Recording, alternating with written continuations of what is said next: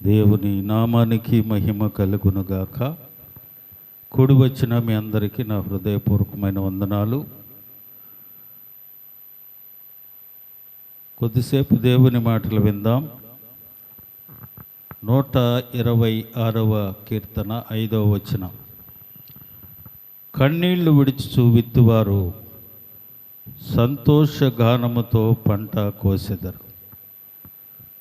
ప్రియమైన దేవుని బిడ్డలారా, మధ్యాహ్నకాల సమయం ఇప్పుడైనను మీరు ఉపవాసం ఉండి కన్నీరు విడుచుచు ఆయన సన్నిధికి రమ్మని దేవుని వాక్యాన్ని మనం ధ్యానం చేసుకున్నాం. దాని కంటిన్యూషన్గా ఈ 126వ కీర్తన 5వ వచనంలో కన్నీరు విడుచుచు విత్తువాడు ఎలా కోస్తాడంట? సంతోషగానముతో పంట కోస్తాడంట. హల్లెలూయా. ఎందుకు ఉపవాసం ఉండి కన్నీరు కార్చాలి?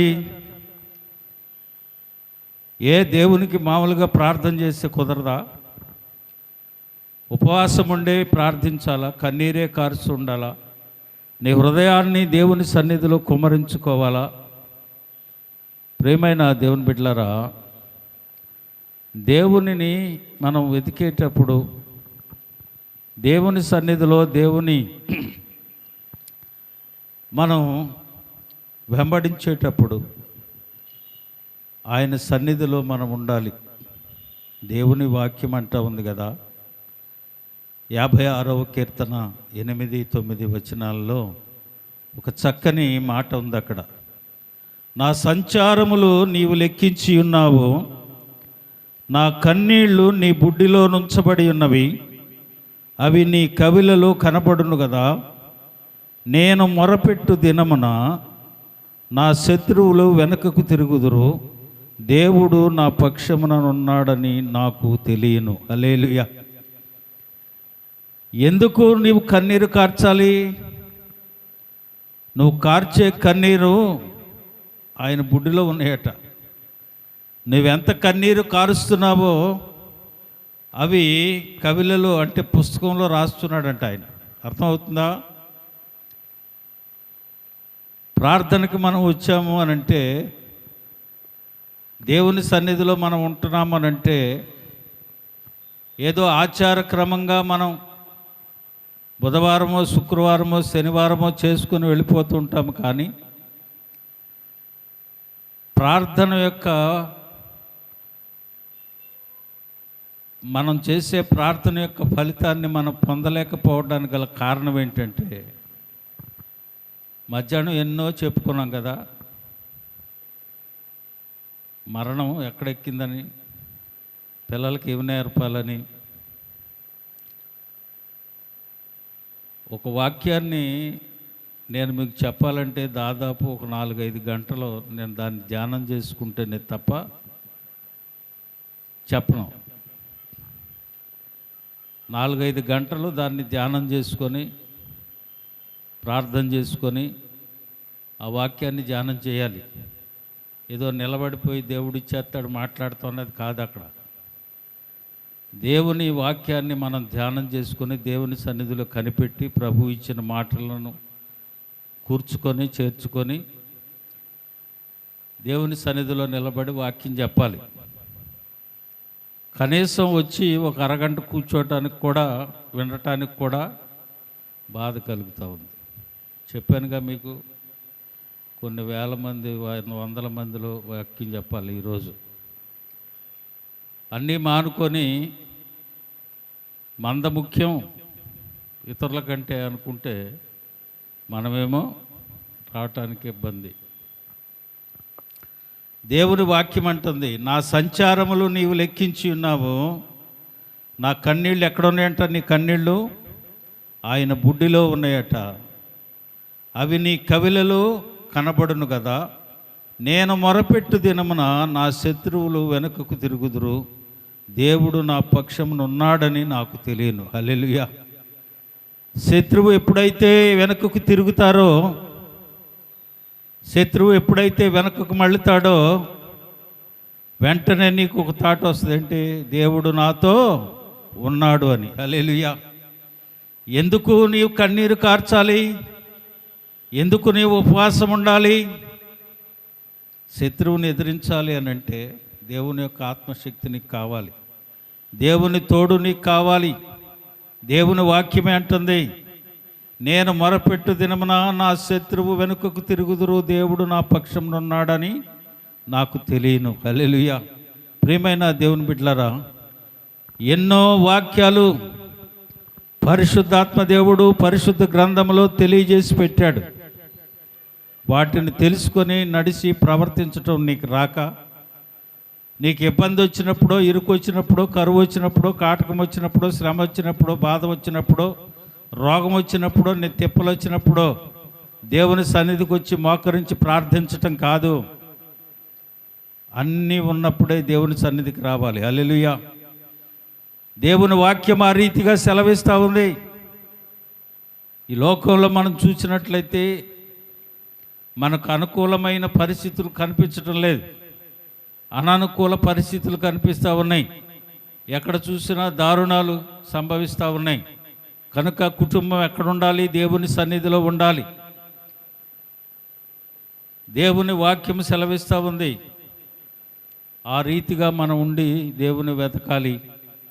దేవుడు నువ్వు ఎప్పుడైతే మొరపెడతావో, దేవుని సన్నిధిలో ఉండి శత్రువు వెనకకు మళ్ళుతాడో, అప్పుడు దేవుడు నాతో ఉన్నాడన్న సంగతి నువ్వు తెలుసుకుంటావు. చూడండి, కీర్తనకారుడు 116వ కీర్తన 8వ వచనంలో, మరణము నుండి నా ప్రాణమును, కన్నీళ్లు విడవకుండా నా కన్నులను, జారిపడకుండా నా పాదములను నీవు తప్పించి ఉన్నావు. హల్లెలూయా. దేవుడు ఏం చేస్తాడట? మరణము నుండి నా ప్రాణమును, కన్నీళ్లు విడవకుండా నా కన్నులను, జారిపడకుండా నా పాదములను దేవుడు తప్పిస్తాడట. ప్రియమైన దేవుని బిడ్డలారా, మరణకరమైన రాగం వచ్చింది హిజ్కియాకి. దైవజనుడితో చెప్పాడు, అతను మరణం కాబోతున్నాడు, ఇల్లు చక్క పెట్టుకోమని చెప్పాడు. దైవజనుడు వెళ్ళి హిజ్కియాకి చెప్పాడు, అబ్బాయి నువ్వు చనిపోబోతా ఉన్నావు, నీ ఇల్లు చక్క పెట్టుకో, దేవుడు నాకు చెప్పాడు నీకు చెప్పమని అని అన్నాడు. వెంటనే హిజ్కియా ఏం చేశాడు? చూడండి, 2వ రాజుల గ్రంథం 20వ అధ్యాయం 1 నుంచి 3 వరకు మనం చదువుకుంటే, ఆ దినములలో హిజ్కియాకు మరణకరమైన రోగం కలుగగా, ఆమోజు కుమారుడును ప్రవక్తునైన యెషయా అతని యొద్దకు వచ్చి, నీ మరణమవుచున్నావు, బ్రతుకవు, కనుక నీవు నీ ఇల్లు చక్కబెట్టుకొనమని యెహోవా సెలవిచ్చున్నాడని చెప్పగా, అతడు తన ముఖమును గోడ తట్టు త్రిప్పుకొని, యెహోవా యథార్థ హృదయుడై సత్యముతో నీ సన్నిధిని నేనెట్లు నడుచుకుంటునో, నీ దృష్టికి అనుకూలముగా సమస్తమును నేనెట్లు జరిగించుతునో, నీ కృపతో నన్ను జ్ఞాపకం చేసుకొనుమని హిజ్కియా ఏం చేశాడు? కన్నీళ్లు విడుచుచు యెహోవాకు ప్రార్థించగా. హల్లెలూయా. వెంటనే దైవజనుడు ఎప్పుడైతే చెప్పాడో, దేవుడు చెప్పాడని గదిలోనికి వెళ్ళాడు, గోడ తట్టు తన ముఖాన్ని త్రిప్పుకున్నాడు. అంటున్నాడు, అయ్యా నీ సన్నిధిలో నేను ఎట్లున్నానో నీకు తెలుసు, ఒక్కసారి నీ కృపతో నన్ను జ్ఞాపకం చేసుకో అని కన్నీళ్లు విడుచుచు ప్రార్థన చేశాడు. వెంటనే దేవుడు అన్నాడు, నీవు కన్నీళ్లు విడుచుట నేను చూశాను, నీ ప్రార్థన నేను అంగీకరించాను. హల్లెలూయా. దేవుని వాక్యం అందే 116:8, మరణము నుండి నా ప్రాణమును, కన్నీళ్లు విడవకుండా నా కన్నులను, జారిపడకుండా నా పాదములను నీవు తప్పించి ఉన్నావు. హల్లెలూయా. మరణము తప్పించుట యెహోవా వశం. ఇక్కడ మరణాన్ని తప్పిస్తూ ఉన్నాడు. ప్రియమైన దేవుని బిడ్డలారా, దేవుని సన్నిధిలో నువ్వు ఉండి ప్రార్థిస్తే, అది మరణమైన, ఇబ్బంది అయినా, ఎలాంటి దుస్థితి అయినా, పరిస్థితి అయినా దేవుడు తప్పించి రక్షించి కృపతో నిన్ను భద్రపరుస్తాడు. హల్లెలూయా. చూడండి, హోషేయ గ్రంథము 12వ అధ్యాయము 3-4 వచనాలు మనం చదువుకున్నట్లయితే, తల్లి గర్భమందు యాకోబు తన సహోదరుడు మడిమ పట్టుకొనెను, మగసిరిగలవాడై అతడు దేవునితో పోరాడెను. అతడు దూతతో పోరాడి జయముందెను. అతడు కన్నీళ్లు విడిచి అతని బతిమాలెను. బేతేలులో ఆయన అతనికి ప్రత్యక్షమాయెను. అక్కడ ఆయన మనతో మాటలాడెను. హల్లెలూయా. దేవుడు యబ్బోకు రేవు దగ్గర దేవునితో పోరాడి గెలిచాడు అంటుంది వాక్యము. అతను కన్నీరు విడిచి అతన్ని బతిమాలుకొనెను. దేవుణ్ణి బతిమాలుకొన్నాడట కన్నీరు విడుస్తూ. తను దేని గురించి అయితే బాధపడుతూ ఉన్నాడో, తను దేవుని గురించి అయితే కలవరపడతా ఉన్నాడో, దాని నుంచి తప్పించాడు దేవుడు. నీ పేరేమి? నేను యాకోబు. ఇక నుంచి నీ పేరు యాకోబు కాదు, ఇశ్రాయేలు అన్నాడు. హల్లెలూయా. ప్రియమైన దేవుని బిడ్డలారా, అలాంటి పరిస్థితిలో మనం ఉన్న, మరణకరమైన రోగాలు మనల్ని వెంబడిస్తూ ఉన్న, దేవుని సన్నిధిలో ఉపవసించి ప్రార్థిస్తే దేవుడు మరణము నుండి మనల్ని తప్పించి రక్షించగలడు. హల్లెలూయా. అలాగనే యాకోబును ఇశ్రాయేలుగా మార్చిన దేవుడు ఈ రాత్రి అలాంటి పరిస్థితిలో మనం ఉన్న దేవుడు మనలను కాపాడగలడు. అపోస్తుల కార్యాలు 20వ అధ్యాయం 31వ వచనంలో మనం చూసినట్లయితే పౌలు అంటున్నాడు, కావున నేను 3 సంవత్సరములు రాత్రింబగళ్ళు కన్నీడు విడిచుచు ప్రతి మనుషునికి కొరకు మానక బుద్ధి చెప్పితనని మీరు జ్ఞాపకం చేసుకొని మెలకువ కలిగి ఉండుడి. ఎన్ని సంవత్సరాలు ఉన్నాడంటే ఈయన? ఎవరి కోసం ఉన్నాడు? ఆయన కోసం, ఆయన కుటుంబం కోసం కాదు. 3 సంవత్సరం రాత్రింబగళ్ళు కన్నీళ్లు విడుచు ప్రతి మనుషునికి మానక బుద్ధి చెప్పుతూ ఉన్నాడట. ప్రియమైన దేవుని బిడ్డలారా, ఇతరుల రక్షణ కొరకు మనం దేవుని సన్నిధిలో కన్నీరు విడుచుచూ ప్రార్థించాలి. దేవుడు ఆ కార్యము సఫలపరుస్తాడు. ఎజ్రా గ్రంథంలో 8వ అధ్యాయము 21, 23 వచనాల్లో అప్పుడు దేవుని సన్నిధిని మమ్మును మేము చొక్కపరుచుకొని మాకును మా చిన్నవానికిని మా ఆస్తికిని శుభ ప్రయాణం కలుగునట్లుగా ఆయనను వేడుకొనుటకు అహావా నది దగ్గర ఉపవాసముండుడని ప్రకటించితిని. మేము ఉపవాసముండిన సంగతిని బట్టి మా దేవుని వేడుకొనగా ఆయన మా మనవి ఆలకించెను. హల్లెలూయా. దేవుని సన్నిధిలో వారు అహావా నది దగ్గరికి వచ్చి ప్రార్థిస్తూ ఉన్నారట. దేవుడు వారి సమస్తాన్ని కాపాడి రక్షించాడు అని దేవుని వాక్యము సెలవిస్తూ ఉంది. అలాగనే ఎస్తేరు గ్రంథంలో మనం చూసినట్లయితే యూదులందరినీ సంహరిస్తూ ఉన్నాడు హామాను.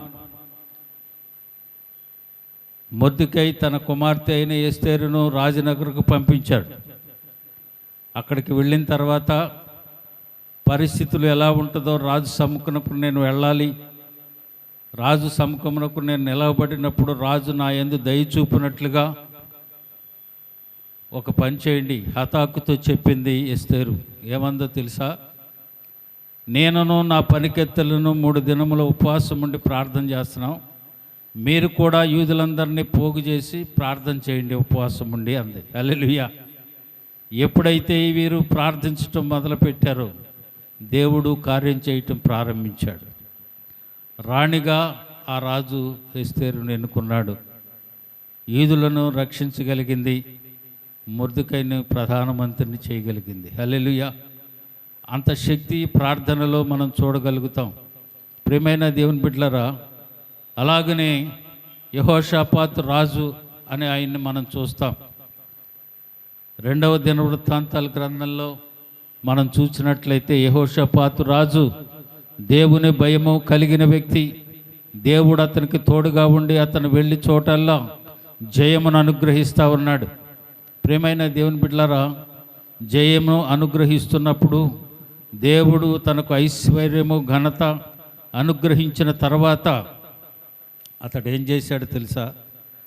దేవుని శత్రువులకు స్నేహితుడయ్యాడు. అహబుతో వియ్యమందుకున్నాడు, స్నేహాన్ని కలిగి ఉన్నాడు. చూడండి, చాలామంది మనం ఏం చేస్తామంటే దేవుడు మనకు తోడుగా ఉన్నాడు, మన పక్షంగా కార్యాలు చేస్తున్నాడు, మనల్ని స్థిరపరిచి బలపరిచినప్పుడు దేవుణ్ణి మర్చిపోయి లోకానుసారంగా మనం మన బలాన్ని చూపించడానికి బయలుదేరుతూ ఉంటాం. అదే పరిస్థితి యెహోషాపాతు రాజుకు ఎదురైంది. ఆ రాజు అహాబుతో వియ్యమందాడు. రామోత్ గిలాదు మీదకి వెళదాం రమ్మన్నాడు. ఈయన వెళ్ళాడు. దేవుడు అక్కడ కాపాడి తీసుకొచ్చాడు. శత్రువు తన జాతిని, తన రాజ్యాన్ని చుట్టుముట్టారు. దైవజనుడు వచ్చాడు. ఏమిటయ్యా ఇంత పరిస్థితి, నా రాజ్యం మీదకి శత్రువు వచ్చి ముట్ట చేశాడు అని అంటే, నీవు యెహోవా శత్రువులకు స్నేహితుడు అయితే కనుక ఇది నీకు సంభవించింది అని చెప్తాడు. ప్రియమైన దేవుని బిడ్డలారా, ఈరోజు దేవుని వాక్యాన్ని వింటున్న నీవు అలాంటి పరిస్థితిలో నీవు ఉంటే దేవుని వాక్యం సెలవిస్తూ ఉంది కదా. యెహోషాపాతు రాజులాగా నువ్వేం చేయాలో తెలుసా? చూడండి, దేవుని వాక్యము సెలవిస్తూ ఉంది. 2వ దినవృత్తాంతాల గ్రంథము మనం చూసినట్లయితే 20వ అధ్యాయంలో ఆయన చేసిన మొట్టమొదటి పని ఏంటి తెలుసా? శత్రువు వచ్చి చుట్టుముట్టాడు. ఈయన ఏం చేశాడో తెలుసండి? 20వ అధ్యాయము 1వ వచనంలో ఆయన చేసిన మొట్టమొదటి పని, తన తప్పును తను తెలుసుకొని అందుకు యెహోషాపాతు భయపడి యెహోవా యొద్ద విచారణ చేయుటకు మనసు నిలుపుకున్నాడు. హల్లెలూయా. ఏం చేయాలి మనం? దేవుని భయములో కొనసాగుతున్న మనం, దేవునికి అయిష్టమైన పనులు మనం చేసినప్పుడు, ఏదైనా శోధన మనకి ఎదురైనప్పుడు, శత్రువు మన మీద పడుతున్నప్పుడు నువ్వు చేయవలసిన పని ఏమిటంటే నీ తప్పును నువ్వు తెలుసుకొని దేవుని సన్నిధికి రావాలి. అందుకు యెహోషాపాతు భయపడి యెహోవా సన్నిధి విచారించుటకు మనస్సు నిలుపుకున్నాడట. రెండవది ఆయన ఏం చేశాడో తెలుసా? ఉపవాస దినము ఆచరించవాలనని దేశాన్ని అంతటిని చాటించాడట. చూడండి, దేవునికి భయపడ్డాడు, ఆయన యొద్ద విచారం చేయటానికి దేవుని సన్నిధికి వచ్చాడు, ఉపవాస దినాన్ని చాటించాడు. అలాగనే మూడోది 5వ వచనంలో యెహోషాపాతు యెహోవా మందిరములో కొత్త సాల ఎదుట సమాజముగా కూడిన యోధా యెరూషలేము జనులందరి మధ్య నిలిచాడు. దేవుని మందిరానికి వారిని అందరిని పిలిచాడు. దేవుని మందిరములకు మధ్యన నిలిచి దేవుని వాక్యాన్ని బోధిస్తూ ఉన్నాడు. జనుల మధ్య నిలవబడి, మా దేవా, మా పితరుల దేవా యెహోవా, నీవు ఆకాశమందు దేవుడై ఉన్నావు, అన్యజనుల రాజ్యములను ఏలువాడవు నీవే, నీ బాహుబలమును గలవాడవు, పరాక్రమ గలవాడు, నిన్ను ఎదిరించుటకు ఎవరికి బలము చాలదు అని అక్కడుండి జనులకు వాక్యాన్ని బోధిస్తూ ప్రార్థన చేస్తూ ఉన్నాడు. చూడండి ప్రియమైన దేవుని బిడ్డలారా, ఆయన ఆ రీతిగా ఉపవాస దినాన్ని చాటించి ప్రజలందరినీ సమాజ మందిరంలో తీసుకొచ్చి వాక్యాన్ని వినిపిస్తూ బోధిస్తూ ప్రార్థన చేపిస్తూ ఉన్నాడు. 5వదిగా ఆయన ఏం చేశాడు తెలుసా? 12వ వచనంలో, అయ్యా మా దేవా, నీవు వారికి తీర్పు తీర్చవా? మా మీదకు వచ్చి ఈ గొప్ప సైన్యముతో యుద్ధము చేయుటకు మాకు శక్తి చాలదు. ఆ శత్రువుని జయించే శక్తి నాకు చాలదు. మహాశక్తిమంతుడు, శక్తిగల దేవుడవు, బలవంతుడవు నీవే. నీవు మాతో ఉంటే తప్ప శత్రువుని ఎదిరించే బలము నాకు లేదు అని ఒప్పుకున్నాడు.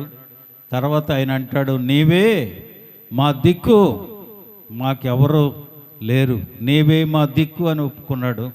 అంతేకాకుండా అని ప్రార్థన చేసెను. యోధావారందరూ తమ శిశువులతోనూ భార్యలతోనూ పిల్లలతోనూ యెహోవా సన్నిధిని నిలబడ్డారు. చూడండి, ఎవరెవరు వచ్చారండి? ఎవరు వచ్చారు అక్కడికి? ఎవరు వచ్చారు? యోధావారందరూ తమ శిశువులతో, అంటే చంటి పిల్లలతో, భార్యలతోనూ పిల్లలతోనూ యెహోవా సన్నిధిని నిలబడ్డారంట. అప్పుడు చూడండి, దేవుడు ఒక అద్భుతమైన కార్యం వారి పట్ల జరిగించి, యుద్ధము యెహోవాదే అని అన్నాడు. హల్లెలూయా. దేవుడే వారి పక్షంగా వచ్చి యుద్ధం చేసి శత్రువుని జయింపజేశాడు. ప్రియమైన దేవుని బిడ్డలారా, ఈ రాత్రికాల సమయం దేవుని మాటలు వింటున్న నీవు యెహోషాపాతు ఏ రీతిగా దేవుని సన్నిధికి వచ్చి ఉపవసించి ప్రార్థించి జనులందరినీ పోగు చేసి ఆయన ఏ రీతిగా ప్రార్థించాడు ఆ రీతిగా నువ్వు చేస్తే తప్పక దేవుడు మన పక్షంగా కార్యం చేస్తాడు. చూడండి, మనం బైబిల్లోనే చదువుకున్నాము అని అనుకుంటాం, కానీ ఎంతోమంది సాక్ష్యాలు దేవుని సన్నిధిలో ఇస్తుంటారు. చాలాసార్లు మీకు నేను చెప్పాను, నేను రక్షణ పొందిన కొత్తలో దాదాపుగా 25 సంవత్సరాలు అవుద్ది. దాదాపుగా 25 సంవత్సరాలు. విజయవాడలో పెజ్జనపేటలో ఐపీసీ సంఘం ఉంది. ఒక ఆదివారం అక్కడికి మేము వెళ్ళటం జరిగింది. ఒక దంపతులు ఇచ్చిన సాక్ష్యం చాలాసార్లు మీకు చెప్పాను, నేను చాలాసార్లు చెప్పాను. ఆ దంపతులు ఇద్దరు బ్యాంకులో పనిచేసేవాళ్ళు. ఇద్దరు బ్యాంకులోనే పనిచేసుకుంటున్నారు. చక్కగా దేవుని భయం కలిగి కుటుంబం, ఇద్దరు పిల్లలు, ఇద్దరు బ్యాంకులో జాబ్ హోల్డర్స్, చక్కగా సాఫీగా సాగిపోతుంది. తనకు ప్రమోషన్ ఇచ్చి ఈయన్ని హైదరాబాద్ ట్రాన్స్ఫర్ చేశారు. ట్రాన్స్ఫర్ చేసినప్పుడు అక్కడ ఒక్కడే సింగిల్గా ఉండటం బట్టి ఇతను దురాలోచన ఇతనిలో ప్రవేశించి ఆ బ్యాంకులో తనతో పాటు పనిచేసే ఒక స్త్రీతో సాంగత్యాన్ని పెంచుకున్నాడు. వీళ్ళిద్దరూ బాగా ఒంటరిగా ఉంటున్నాడు. అక్కడ ఎవరు లేరు, భార్య పిల్లలు విజయవాడలో ఉంటున్నారు. చక్కగా అతను తనతో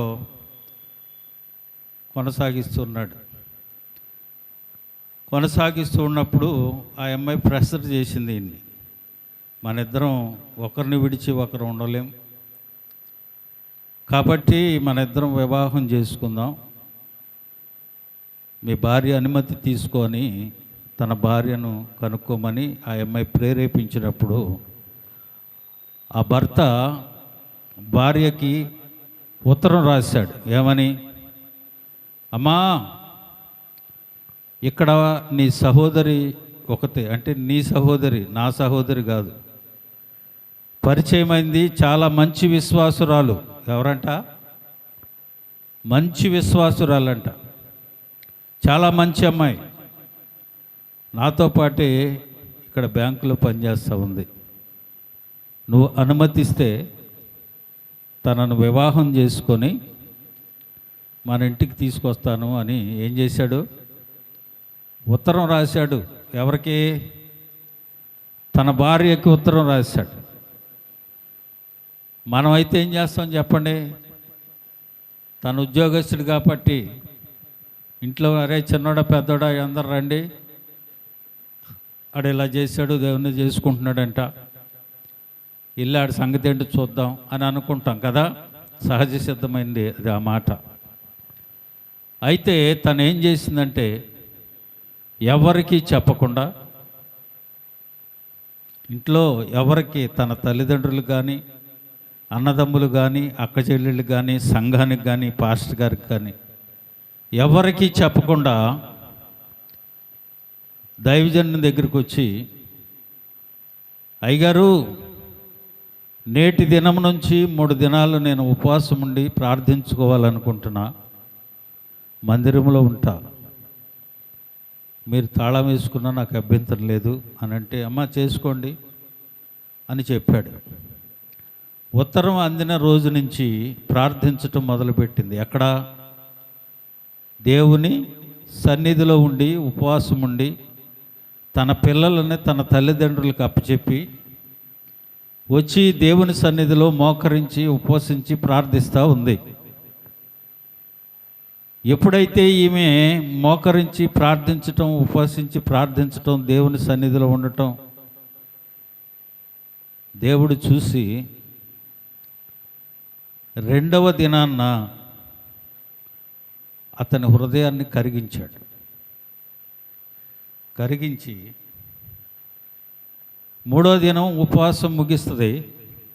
పొద్దున్నే ఈయన సూట్ కేసు తీసుకొని ఇంటికి వచ్చాడు.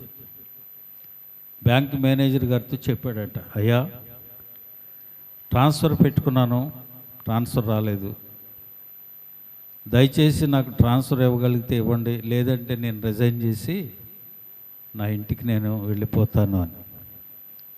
ఆయన